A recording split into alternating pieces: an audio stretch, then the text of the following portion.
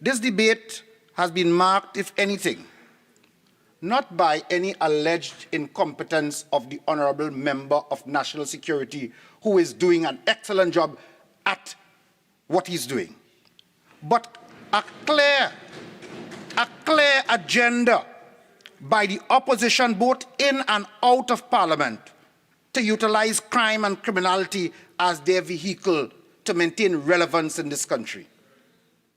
It is an agenda, Madam Speaker, not based on hopes and the aspirations of our people, or designed to share with our population their plans for the development of Trinidad and Tobago.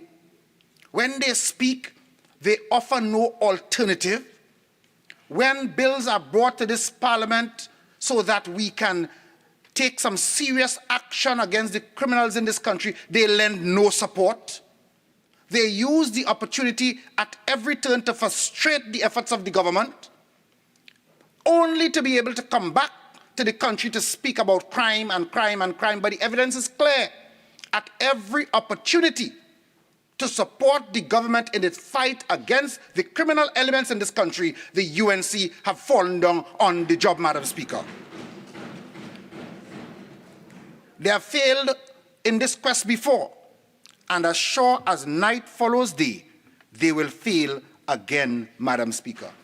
Madam Speaker, the youth population of this country is about 1/3 the size of the entire population.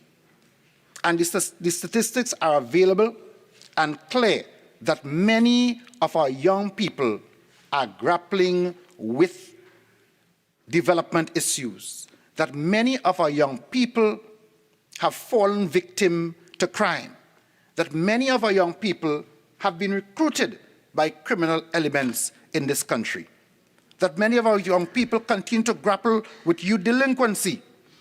We are mindful of some of the root causes of delinquency. And therefore, we have introduced programs. The question of crime fighting, Madam Speaker, does not, as I mentioned before, only involved on the extreme end, the question of arrest and prison time. It involves getting into the development of our young people to steer them away from a life of crime. And it is the reason why this Ministry of Youth Development was established, one of the main reasons, to make sure that we have available to our youths training programs geared towards providing them with the opportunities to skill themselves, to upgrade their technical learning and so forth, so that they can enter the job market and be productive citizens of Trinidad and Tobago. That kind of foresight and thinking does not exist with our members on the opposite side. Creating safe spaces, peaceful communities and environments, created an enabling environment for positive youth development, emphasizing youth participation in agricultural production and food security. Madam Speaker, every single program initiated by this ministry is underpinned by these priorities and is already contributing to a reduction in youth deviant behavior and delinquency. That is what we are aiming for. We believe, and we firmly believe, that for every one young person who joins or completes one of these programs, it is one less person available to the criminal elements for recruitment. For every one graduate out of this program, that is one less person likely to be enticed into a life of crime. And this, Madam Speaker, is the government's approach. I mentioned earlier, Madam Speaker, of the strategic priorities that the government has outlined in the development of our young people to gear them up as productive citizens. And one of the areas that we have put significant emphasis on is our agricultural sector as we steer our young people into that direction. A very robust program of youth in agriculture. And therefore, we launched a program called the Youth Agricultural Homestead Program. And it's quite unfortunate that as we attempt to roll out that program, it is a program that has come under significant attack from the opposition in this country. And not only the opposition, the very criminal elements that the member seeks, the actions of which the member seeks to place at the foot of the Minister of National Security, those elements have gone beyond the call of duty to attempt to stifle and to frustrate this particular youth intervention program. Unlike the members opposite, when they had their turn of decrease, it's always very interesting to listen to members on the opposite side. Some of them are new, but some of them have been around for a long time.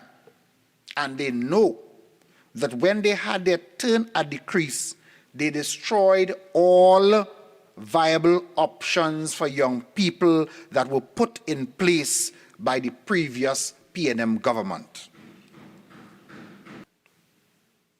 There are many things for which the party in opposition, of which a member for Barataria is a member, there are many things for which they must carry the blame for abandoning our young people and their development in the past. It is sheer hypocrisy for the member to bring this motion in an attempt to wash their hands of the responsibility for our current situation in this country, which did not start with the PNM returning to office. Madam Speaker, will remember that it was the former government under the stewardship of the leader and member for Siparia who shut down every youth camp in this country under their disastrous tenure. That they did that. When traditionally young people coming out of school who may not have gotten their full certificates, etc., would have gone to these institutions, gotten access to technical vocational learning, moved on to either become young entrepreneurs. I met one recently on a flight from Tobago. He now resides in New York. He is doing a very successful business in domestic electrical wiring and so forth, out in New York. And he said to me, he got those skills at the youth camp in Chatham. He's now out there doing a successful business. It was the government of the UNC that shut down all the youth camps in this country. But what the good news for young people is that the mess that they created, we who are in power now will do all in our power to clean that up. And so, Madam Speaker, the government will reopen all of the youth camps closed down by the UNC.